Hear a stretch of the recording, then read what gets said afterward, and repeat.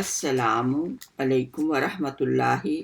برکاتہ نحمدہ و نصلی علی رسولہ الکریم اما بعد اعوذ باللہ من الشیطان الرجیم بسم اللہ الرحمن الرحیم۔ سیرت النبی صلی اللہ علیہ وسلم قرآن پاک کی روشنی میں مدنی زندگی کا ہجری سال کا 9واں سال 9th ہجری سال 9 ہجری میں سورۃ توبہ، سورۃ البراۃ اور سورۃ الحجرات کا نزول ہوا۔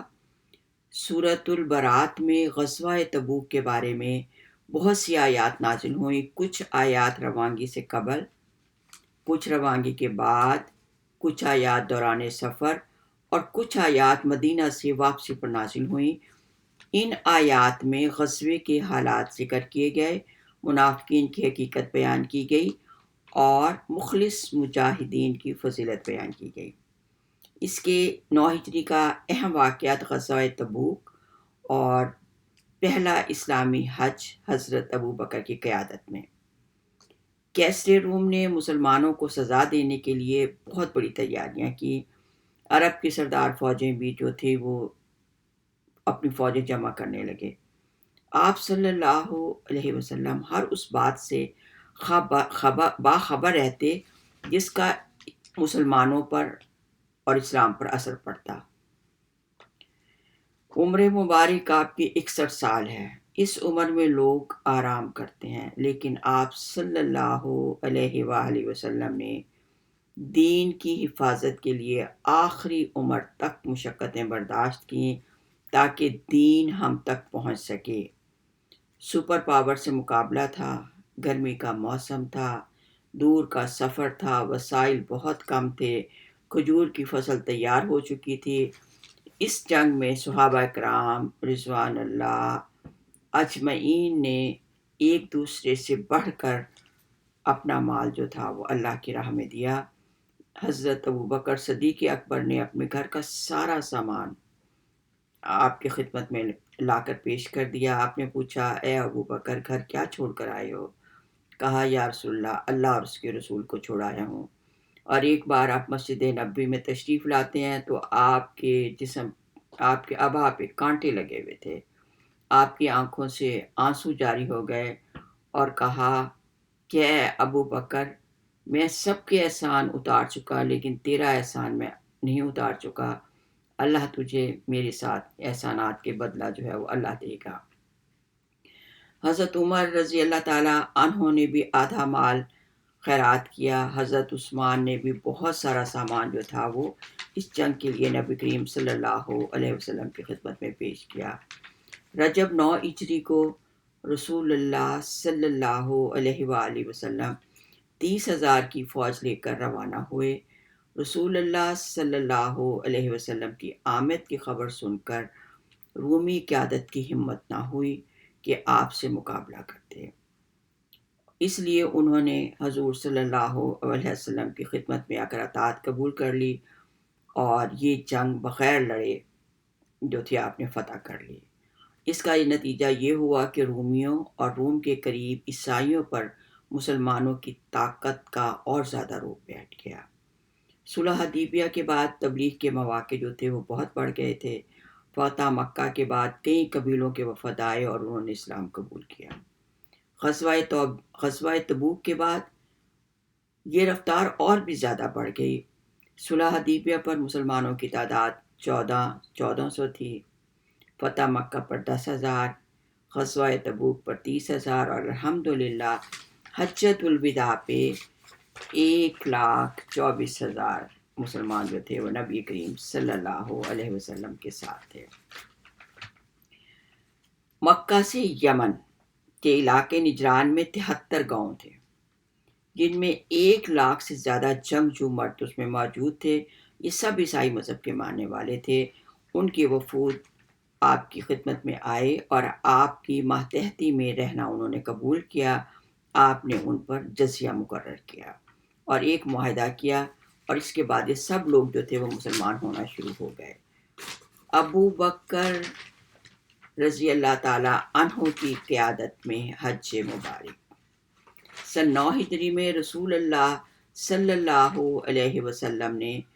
مناسک حج قائم کرنے کے بعد، یعنی اللہ تعالیٰ نے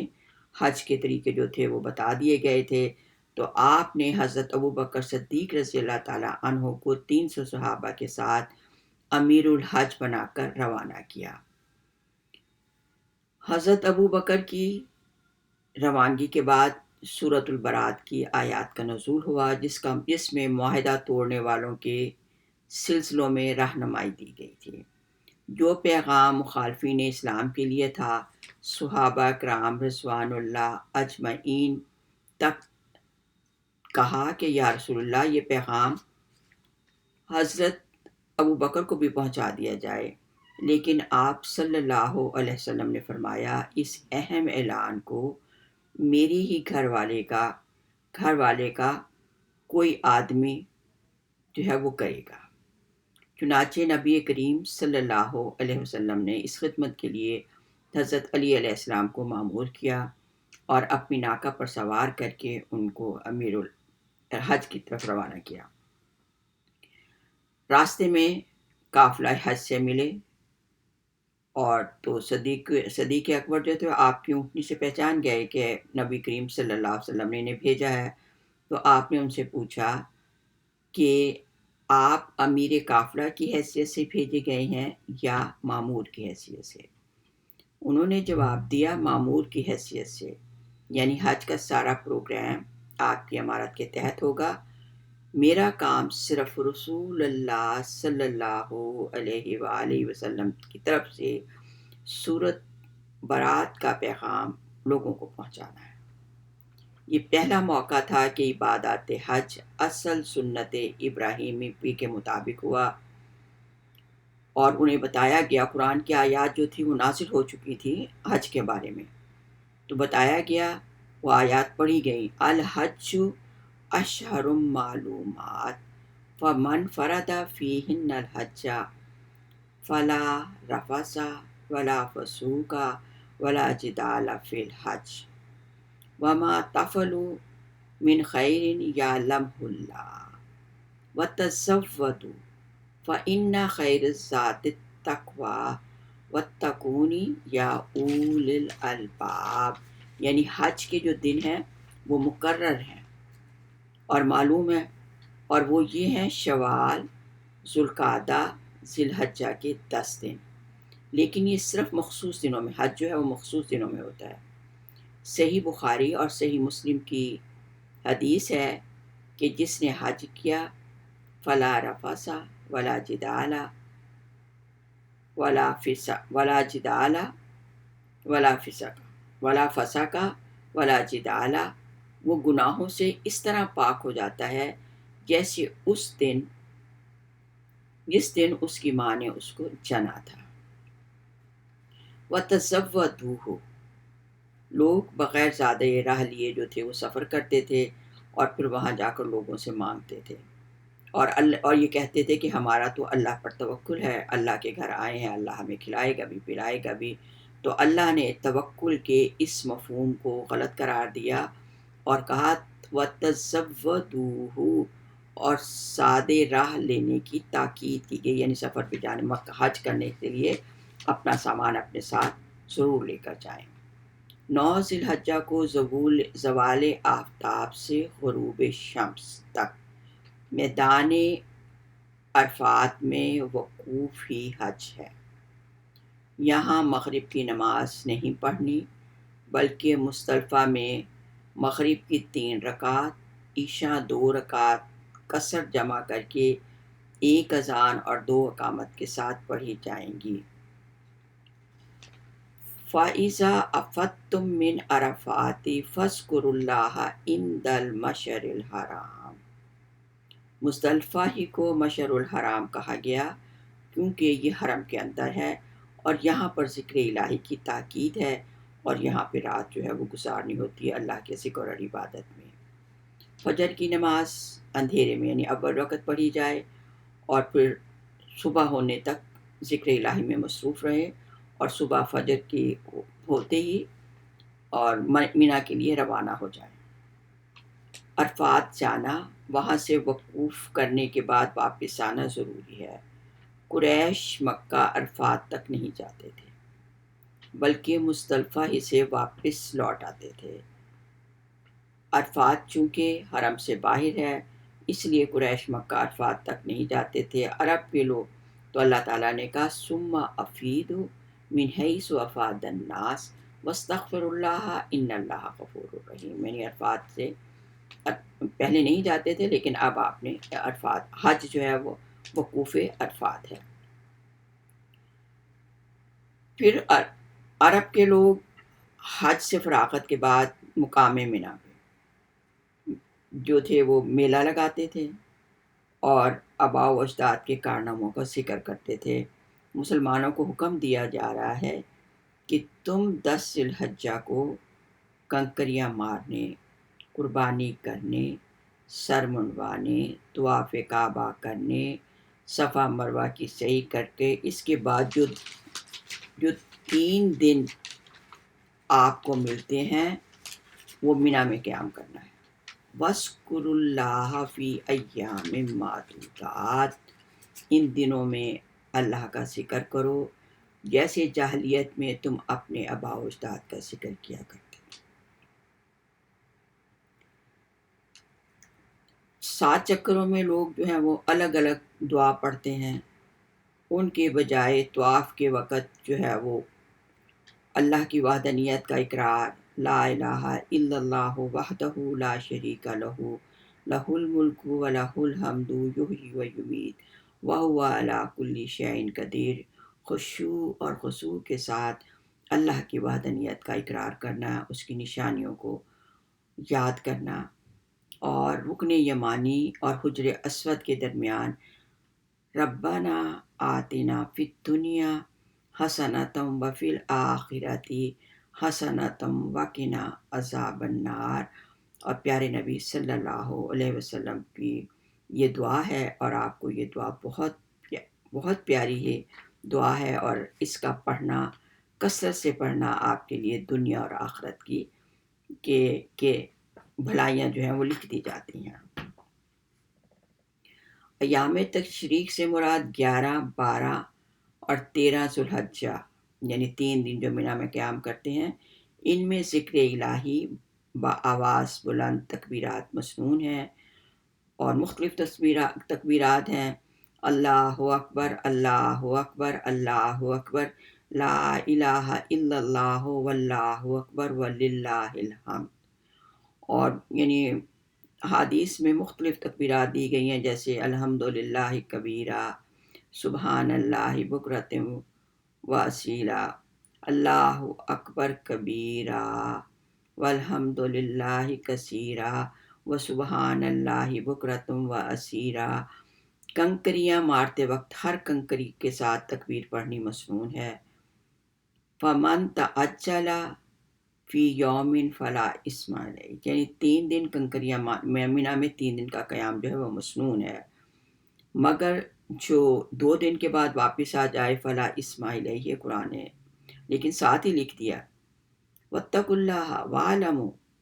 انکم الیہ تحشرون، اللہ سے ڈرتے رہو اور جان لو کہ تمہیں اللہ کے پاس واپس لوٹ کر جانا ہے۔ حضرت ابوبکر صدیق رضی اللہ تعالیٰ عنہ نے صحابہ کی ایک جماعت سے یہ اعلان کروایا کہ آئندہ کوئی مشرک حج نہیں کر سکتا اور نہ کوئی شخص بے لباس ہو کر بیت اللہ کا طواف کر سکتا ہے۔ یہ اعلان گویا جزیرۃ العرب سے جاہلیت کے خاتمے کا اعلان تھا۔ اعلان برات ان مشرکین کے لیے تھا جن سے 4 مہینے یا ایک مقررہ وقت تک کا معاہدہ لیا گیا تھا کہ اگر وہ اس مقررہ مدت میں اسلام قبول کر لیں تو انہیں یہاں رہنے کی اجازت ہے، بصورت دیگر ان کا مکہ سے یعنی نکل جانے کا حکم ہے ان کو، اور اگر وہ 4 ماہ کے بعد ہمارے ملک سے نکل جائیں اور اگر وہ نہیں نکلتے اور اسلام بھی قبول نہیں کرتے تو اللہ تعالیٰ نے حکم دے دیا وَاقْتُلُوهُمْ حَيْثُ مَا ثَقِفْتُمُوهُمْ وَأَخْرِجُوهُمْ من حیث اخرجوکم کذالک جزاء الکافرین قاتلوہم حتی لا تکون فتنۃ ویکون الدین للہ، ان سے جنگ کرو یہاں تک کہ فتنہ باقی نہ رہے اور دین صرف اللہ کے لیے ہو جائے۔ پھر اگر وہ باز آ جائیں تو ظالموں کے علاوہ کسی اور کے ساتھ زیادتی نہ کی جائے، یعنی جو آپ کے معاہدے کو مان لیتے ہیں ان کے ساتھ زیادتی نہ کی جائے۔ اس اعلان کے بعد توقع تھی کہ عرب میں کفار کی جانب سے فتنہ فساد برپا ہوگا، مگر اللہ ایسا کچھ نہ ہوا، بلکہ مشرکین کے قبائل جو تھے وہ چوک در چوک دار اسلام میں داخل ہونے لگے۔ حدیث مبارکہ ہے کہ سب سے آخری سورت برات ہے۔ ابن کعب رضی اللہ تعالی عنہ آخری آیت لقد جاءکم رسول من انفسکم عزیز علیہ ما عنتم حریص علیکم بالمؤمنین رؤوف الرحیم فإن تولوا فقل حسبی اللہ لا الہ الا ہو علیہ توکلت وہو رب العرش العظیم۔ اللہ مومنین پر احسان جتاتا ہے کہ ایسا شفیق اور اتنا مہربان رسول میں نے انا ارسلنا فیکم رسولا منکم، میں نے تمہیں میں سے تمہارا رسول بھیجا، یتلو علیکم آیاتنا ویعلمکم الکتاب والحکمت ویزکیکم ویعلمکم ما لم تعلموا، کہ تمہیں وہ کچھ سکھایا جو تم نہیں جانتے تھے۔ اور حضرت جعفر ابن ابی طالب نے نجاشی کے دربار میں اور حضرت مغیرہ رضی اللہ تعالی عنہ نے سفیر کسریٰ سے کہا تھا کہ اللہ تعالیٰ نے ہم میں ہماری قوم کا ایک رسول بھیجا ہے جس کے حسب و نسب اس کے اعلیٰ اخلاق سے ہم سب واقف ہیں۔ ابو درداء رضی اللہ تعالیٰ عنہ بیان کرتے ہیں جو صبح و شام 7 بار حسبی اللہ لا الہ الا ہو علیہ توکلت وہو رب العرش العظیم، تو اللہ جو 7 بار صبح و شام، تو اللہ تعالیٰ اس کے سارے کام بنا دے گا اور جو ارادہ کر رہا ہو اسے پورا کر دے گا۔ اس یقین کے ساتھ پڑھیے کہ اللہ نے کہا ہے مجھ سے مانگو تو میں تمہاری دعا جو ہے وہ ضرور قبول کروں گا، اور اللہ اپنے وعدے کے خلاف نہیں کرتا۔ سبحان ربک رب العزت عما یصفون وسلام علی المرسلین والحمد للہ رب العالمین۔